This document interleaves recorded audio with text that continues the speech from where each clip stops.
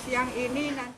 Kepala Bidang Pelayanan Kesehatan Dinas Kesehatan Kota Palembang, Yuliarni mengungkapkan, sebanyak 60.800 dosis vaksin COVID-19 akan tiba di Kota Palembang besok.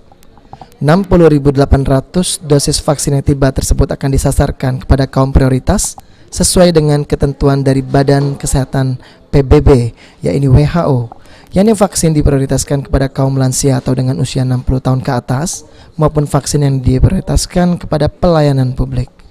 Hingga saat ini khususnya kaum lansia yang sudah terdata oleh Dinas Kesehatan Kota Palembang untuk dilakukan vaksinasi terdapat sebanyak 170.000 orang kaum lansia yang akan dialokasikan vaksinnya sesuai dengan fasilitas kesehatan yang ada.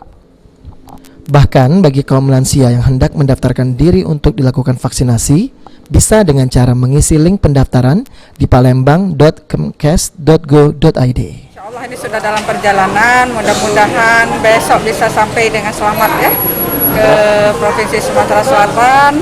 Dan kemarin kami sudah koordinasi, hari ini akan koordinasi lagi dengan Dinas Kesehatan Provinsi. Berapa Bu rencananya? Sekitar 60.800 dosis ya. Berarti untuk 30. Untuk ini sasarannya prioritas sesuai dengan ketentuan dari WHO. Ada yang diprioritaskan yaitu pertama lansia, kemudian untuk pelayanan publik. Yang sudah terdata yang ada di Dinas Kesehatan itu sekitar 170-an ribu ya. Ini masih kita atur strateginya bagaimana. Sementara itu, Wakil Wali Kota Palembang Fitrianti Agustinda menghimbau kepada masyarakat jika pada saat nantinya tiba giliran untuk dilakukan vaksinasi, masyarakat tidak perlu khawatir karena vaksin ini aman dan gratis. Perlu dikhawatirkan secara berlebihan karena kita juga tidak pernah mendengar bahwa vaksin ini bermasalah setelah diberikan. Banyak yang sudah diberikan aman-aman saja, jadi tidak perlu dikhawatirkan. Yang kedua, vaksin ini diberikan secara gratis ya.